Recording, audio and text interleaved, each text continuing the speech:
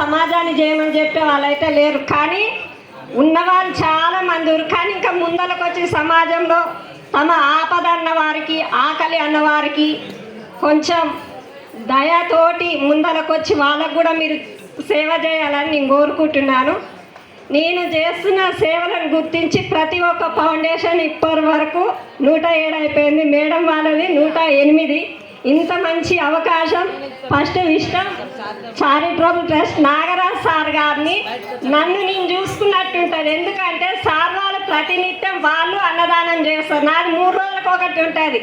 నా స్టేటస్ ఎప్పుడు పెడతారు, ఒక్కరోజు పెట్టకపోతే ఏమైంది ఎటుపోయిన వాళ్ళు అడుగుతారు. కానీ నేను అనుకున్నా నా జీవితంలో కూడా చాలా జరిగినాయి. ఎన్ని జరిగినాయి అంటే పైకి 3 సార్లు పోయినా మళ్ళీ కిందికి వదిలిపెట్టిండు దేవుడు. నువ్వు వెళ్ళిపో, నువ్వు ఇక్కడ వద్దు, నువ్వు బతికేది మొత్తం జీవితం కింద ఉంది, నువ్వు వెళ్ళిపోని తోలేరు. నేను అప్పుడే అనుకున్నా ఈ దేవుడు నన్ను ఎందుకు కిందికి తోలిందంటే సమాజం కోసం నేను బతకాలి చెయ్యాలన్న దానికోసమే నన్ను పంపించింది అనుకున్నా. ప్రతి నిత్యం నాకు వచ్చిన సంపాదన నేను చేస్తా, కానీ నేను ఉన్నదాన్ని కాదు. ఈ పూట నేను అనుకుంటా ఒక్కోసారి క్వశ్చన్ వేసుకుంటా, ఏం లేదు కదా నైట్ టైం లేదన్న అయితే నా భవిష్యత్తు ఏంది అనుకుంటా. కానీ టేకిటీసి వదిలిపెట్టేసా దేవుడే చూసుకుంటాడు, నా మటున్న నా జనాలు చూసుకుంటారు నన్ను అనుకున్న ఊహతోటి.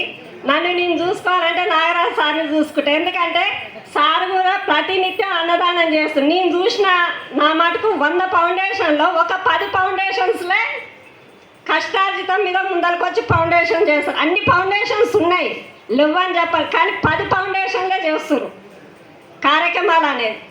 డబ్బు ఎంత ఉండేదని కాదు, ఎంతమందికి సహాయం చేసినాం అన్నది అది గుర్తుపెట్టుకోవాలి. ఇక మనం పోయేటప్పుడు ఏం తీసుకెళ్ళాం, లాస్ట్కి ఇవి కూడా ఉండవు, ఉట్టి వైట్గా వేసి పంపిస్తారు పైకి. కానీ ఉన్నన్ని రోజులు నాకుంది, బంగారం ఉంది, కారు ఉంది, బిల్డింగ్లు ఉంది, ఎయ్యి పనికిరావు. జీవితంలో ఒకటే, ఆ కళల్లోకి అన్నం పెట్టండి, వాళ్ళ కళ్ళల్లో వచ్చే కన్నీళ్ళని చూడండి, ఆనంద బాష్పాలను చూడండి. ఒకటే నేను చెప్పుకునేది, నన్ను ప్రతినిత్యం ప్రజల మధ్యలో సాక్షి రిపోర్టర్లకు, ఈనాడు, ఆంధ్రజ్యోతి, ఆంధ్రప్రభ, కిరణాలు ప్రతినిత్యం నన్ను ముందరికి నడిపిస్తున్న పత్రికా రిపోర్టర్లకు, న్యూ కంబాల శివలీల ఫౌండేషన్ సభ్యులకు, నా అభిమానులకు, ఫేస్బుక్, వాట్సాప్, యూట్యూబ్ అన్నీ A to Z నేను ఎటు పోయినా మేడం బాగున్నారా, మిమ్మల్ని మీరు అన్నం పెట్టే మేము తిన్నామన్నారు కూడా చాలామంది.